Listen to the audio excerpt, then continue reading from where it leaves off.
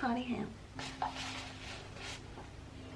Hey everyone, I'm wearing a party hat because I've reached 100 subscribers. Yay! On my YouTube. It's funny because you've got people celebrating their 100,000, but here I am celebrating 100.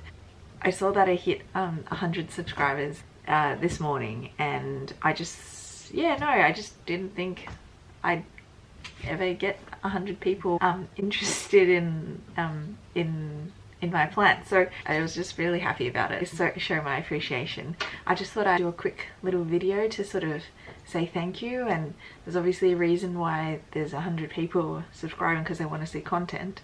So yeah, I just thought I'd do a quick video with my party hat. Today I wanted to do a care video for the CALATHEA Musaica or CALATHEA network.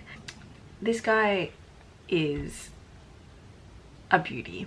I think he is an artwork in nature, just because of his leaves, the patterning on his leaves. Look at that.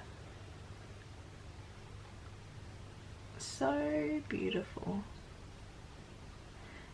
So this was a plant I got in the last month. Man, that is crazy. Look at it. Just so detailed.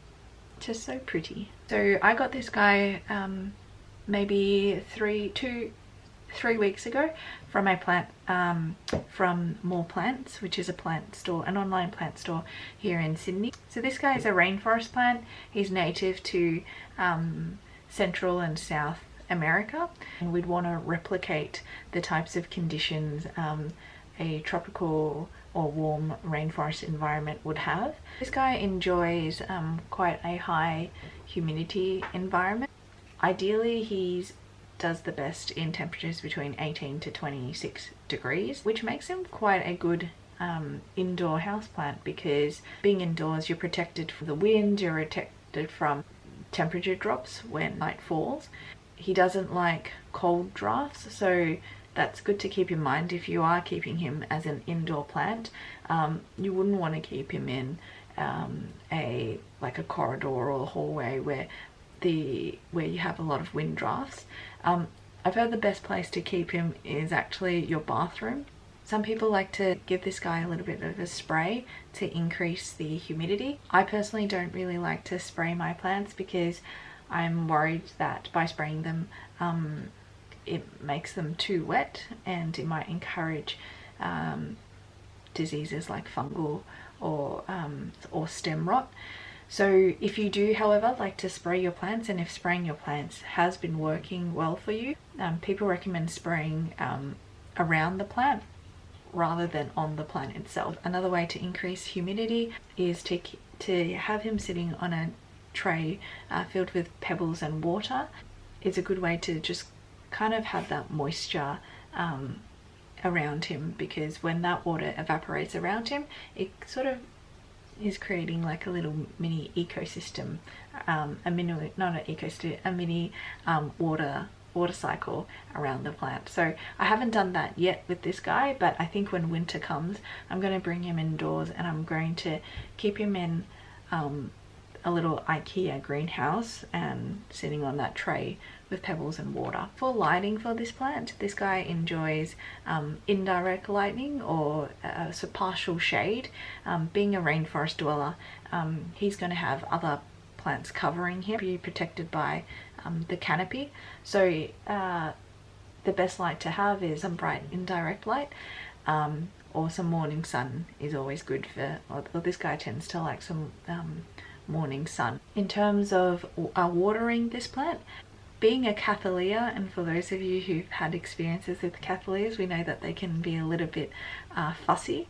This guy, I've heard he's quite sensitive to water quality, so it'd be ideal to water him with rainwater or distilled tap water. With distilling tap water, a very easy way to do that is just to leave your water sitting overnight before you then water him, because if you leave your water sitting overnight, it gives a chance for the minerals and the fluoride in the water to settle to the bottom of your watering can, and leaving the top bits of the water more filtered fertilize at half strength, particularly if you're starting out with a plant that's still quite small or quite young. You don't want to over fertilize them. And finally, in terms of diseases, spider mites is probably the key pest for a Cattleya, so just be mindful if you are suspecting your Cattleya to have a case of spider mites. Give it a spray of some soapy water and keep it away from your other plants, just to prevent infection. I need to be a little bit careful with this plant, but with this guy. But another thing is this guy's also quite sensitive to getting sunburn, so that's why you got to keep it in indirect sunlight. You can see a bit of sunburn here. So yeah, I hope you guys enjoyed this video and learned a little bit more about caring for your Cattleya. If you have any questions, please leave them in the comment sections below, and I'll see you soon. Bye!